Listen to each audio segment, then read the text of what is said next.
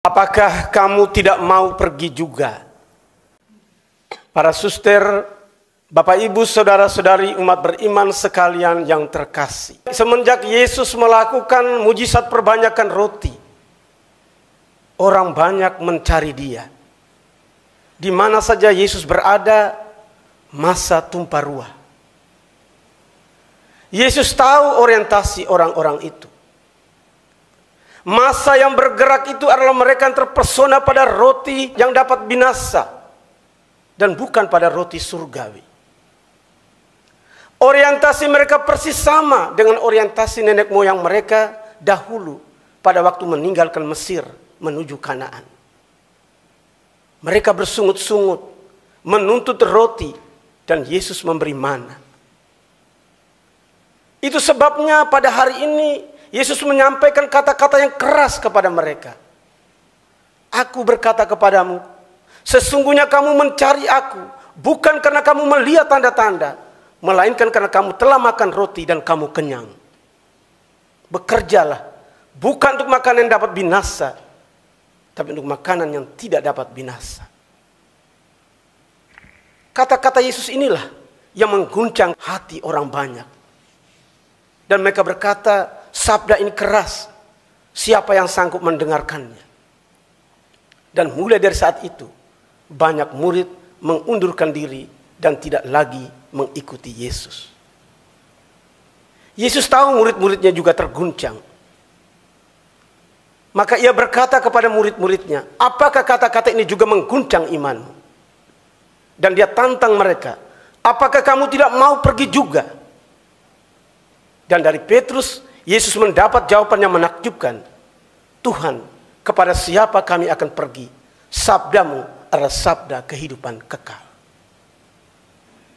Saudara-saudara terkasih, apa inspirasi Injil bagi kita?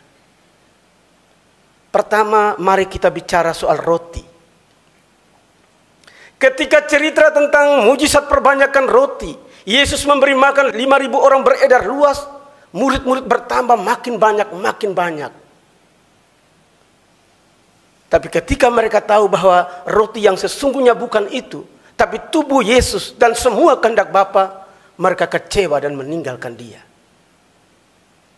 Lihat saudara, betapa kuatnya daya pikat roti duniawi. Tuhan sekalipun kalau tidak memberi roti, Dia akan jadi Tuhan yang mubazir. Kedua, apakah kata-kata ini juga mengguncangkan imanmu? Telinga orang banyak itu tidak terbiasa mendengar kata-kata keras. Mereka selalu mendengar kata-kata Yesus yang lembut, yang manis. Akulah gembala yang baik. Aku mengenal domba-dombaku dan domba-dombaku mengenal aku. Datanglah kepadaku kamu semua yang letih lesu dan beban berat. Aku akan memberikan rasa lega kepadamu. Begitu manis, begitu lembut. Maka begitu mendengar kata-kata Yesus yang keras, yang menuntut komitmen-komitmen yang lebih kuat, mereka terguncang dan mereka kecewa. Coba kita periksa hidup kita, saudara-saudari. Kita pun sering seperti itu. Telinga kita terlalu terbiasa dengan kata-kata manis, kata-kata pujian, kata-kata hormat. Maka begitu mendengar kata-kata lebih keras, teguran, awasan, kritikan, kita sering kecewa, kita tidak mau menerima, kita menolak. Meskipun betapa benar dan baiknya nasihat, kritikan, dan kata-kata pedas itu. Ketiga, apakah kamu tidak mau pergi juga? Ini tantangan Yesus kepada para murid setelah melihat banyak orang meninggalkan Dia. Yesus menuntut komitmen, Yesus menuntut para rasul untuk masuk dalam resiko-resiko kemuridan. Takut akan resiko, kita akan jadi murid yang cengeng. Takut akan resiko, kita tidak punya pilihan lain selain lari. Kita suka agama kalau agama memanjakan kita dengan banyak hal. Tapi ketika agama mulai menuntut komitmen, agama menuntut kita dengan perutusan-perutusan. Menjadi pengurus lingkungan, aktif dalam kor lingkungan, pelayanan sana, pelayanan sini. kita kecewa, dan kita pergi, kita lari. Saudara-saudara terkasih, Petrus adalah cermin besar untuk berkaca. Ketika kita takut akan resiko, ketika kita ingin lari dari pelayanan, Petrus meyakinkan kita dengan kata-kata yang sangat indah. Tuhan, kepada siapa kami akan pergi? Engkaulah sabda kehidupan yang kekal. Amin. Yesusku, aku percaya Engkau sungguh hadir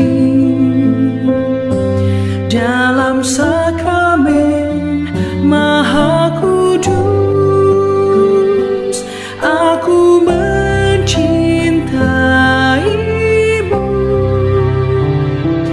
lebih dari segalanya,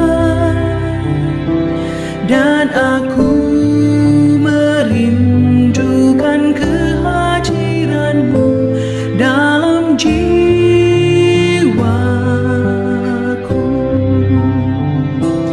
Karena sekarang aku tak dapat menyambutmu dalam sakramen Ekaristi, datanglah sekurang-kurangnya secara rohani ke dalam hatiku.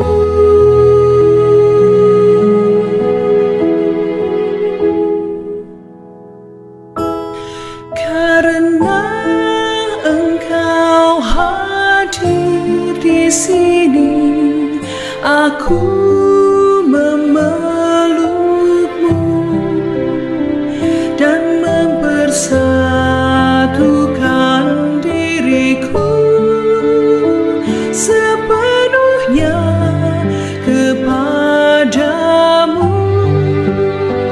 Jangan biarkan aku terpisah dari padamu.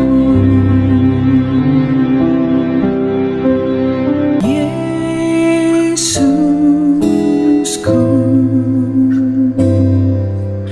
aku percaya Engkau sungguh hadir dalam sakramen Maha Kudus. Aku mencintaimu lebih dari segalanya, dan aku merindukan kehadiranmu dalam jiwaku. Karena sekarang aku tak dapat menyambutmu dalam sakramen Ekaristi, datanglah sekurang-kurangnya secara rohani ke dalam hatiku.